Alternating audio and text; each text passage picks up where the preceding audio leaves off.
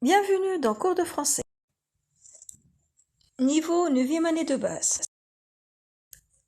Dans cette vidéo, on verra une leçon d'expression écrite. On va expliquer comment exprimer son opinion. Mais qu'est-ce qu'une opinion? Une opinion, c'est une idée, un avis, un point de vue. Bref, c'est ce qu'on pense d'un sujet. Et pour défendre son opinion, on s'appuie sur des arguments solides. Un argument, c'est un raisonnement, c'est l'explication de l'opinion. D'ailleurs, le verbe argumenter signifie expliquer. On vous propose le sujet suivant.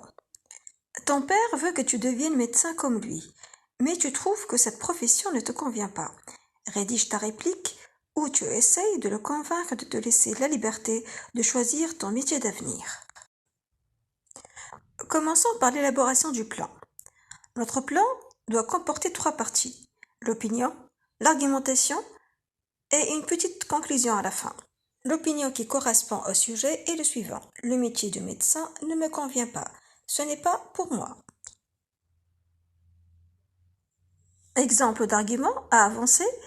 1. Être fragile et sensible et ne pas supporter la vue du sang. 2. Difficulté de concilier sa vie professionnelle et celle familiale en exerçant le métier de médecin. 3. Être faible en sciences, donc ce n'est pas un domaine qui te passionne. Remarque, pour être convaincant, on laisse l'argument le plus fort pour la fin.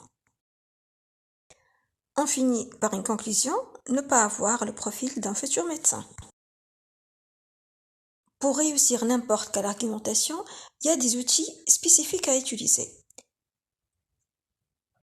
Afin de formuler une opinion personnelle, on a le choix entre les expressions suivantes. Selon moi, personnellement, à mon avis, je pense que, je crois que, etc. Pour introduire les arguments, on peut employer d'abord, ensuite, enfin ou bien, en premier lieu, en deuxième lieu et finalement.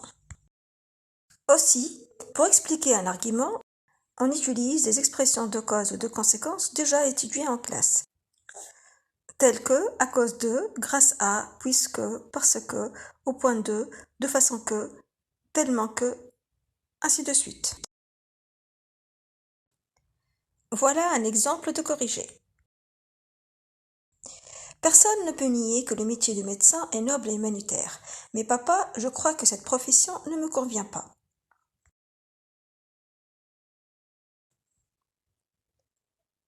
D'abord, tu sais bien, papa, que je suis fragile et sensible.